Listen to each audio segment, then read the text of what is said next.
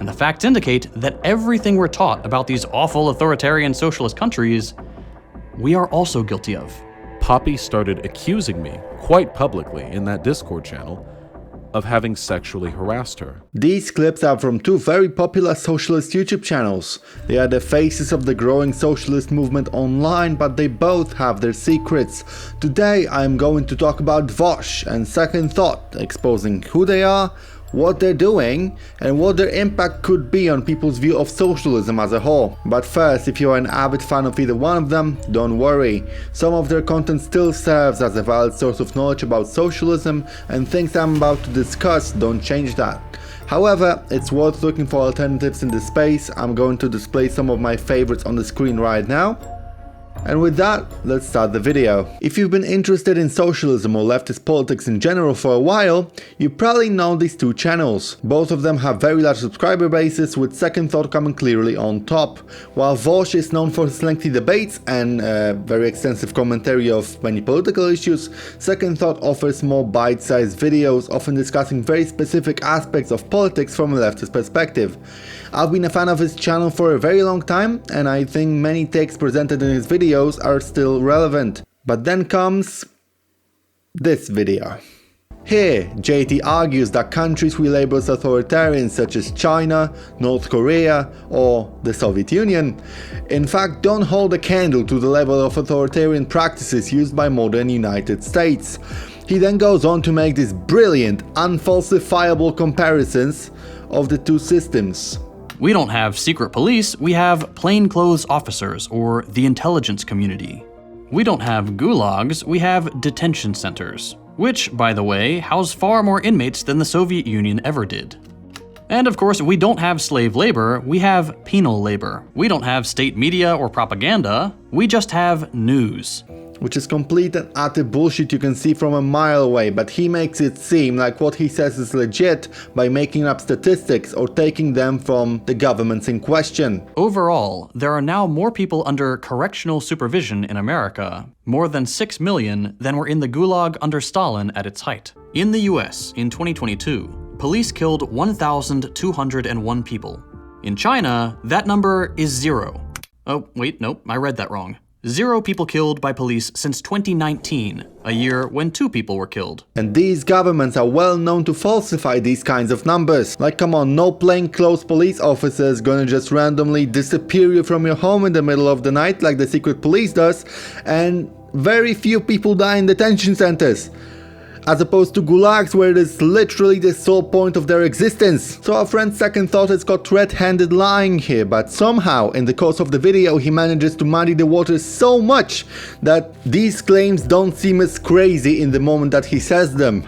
Which is a scary power to have. In a further part of the video, he mentions extensive surveillance that the authoritarian communist countries engage in, and then goes on to say that the US is much worse. It's pretty widely believed that citizens of socialist states are the subject of extreme surveillance. But what if I told you that none of them hold a candle to the US? Don't believe me? Take a look at Section 702 of the Foreign Intelligence Surveillance Act. Thanks to this piece of legislation, every single person in the United States is the subject of incredibly intense scrutiny. And while it is true that the US has some crazy capabilities when it comes to gathering information on anyone they please, the real question is how this capability is used and how many real-life action does it result in, as compared to the so-called communist countries, who do not have such advanced surveillance technology except maybe for China, but the results in the real life of citizens are much greater. So basically, JT got caught up in criticizing the US, who is far from innocent of course, so much that he ended up singing praises to deadly authoritarian regimes, deeming any sort of revolution against them as inherently authoritarian itself. If you like a full context of the video, I'll put a link down below in the description, and also there is a full logical breakdown of this video by our next participant, Vaush. Here is where things get a lot less ideological and a lot more fucked up. We are not going to be discussing any specific video of his today, but rather the allegations from a person he engaged in conversations with over Destiny's Discord server, which are heavily backed up by screenshots, and Vaush himself made the logs of the conversations public. Before we dive any deeper, I'd like to point out there is a full breakdown of the evidence over on Destiny's channel. I will link it in the description down below. I myself will go over only the most relevant information in my opinion, so you still have the reasons to watch Destiny's video. This person right here is Poppy, the person he's been messaging, and they say, well, I hope we can continue to be friends. And he replies, oh, so I am a buddy? But seriously, being abrasive doesn't make you a bad person. Also, let me know if you ever want to check out my dong. To be honest, he just seems like he's afraid of being friend-zoned here or something like that. Are you trying to find out the secret to keeping me from bringing it up? Then he sends this picture. As you can see, it's pretty blurred. As he says here, the back blurs the camera though. Would you believe this is my pee-pee? It's a very, very weird and disturbing picture to send to someone. So then they cut contact with each other, and we can see these messages from later. You can see he changed his username to Irish Laddie, but that's still Vaush, just under a different username. And here you can see him like kind of fantasizing about having sex with Poppy, and saying how he would be able to seduce them if they met in real life. So as you can see, Vaush has harassed this person on multiple occasions and felt no remorse whatsoever, going so far as calling them out on one of his live streams. Poppy is not worth apologizing to. She is barely worth the fucking intrinsic human rights to which all human beings are endowed, okay? She is a disgusting human being.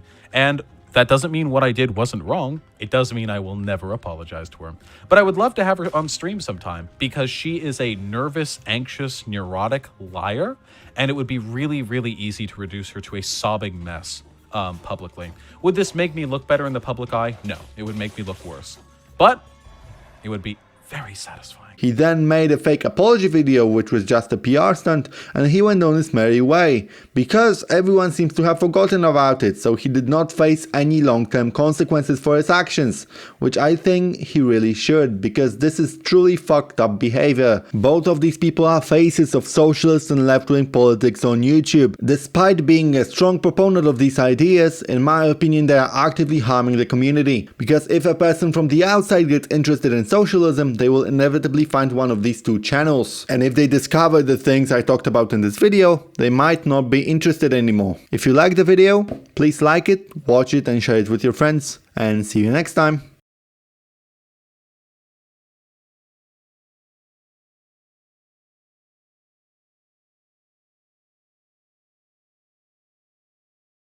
But here's the part where I'm going to have to ask you to be willing to consider Soviet Union.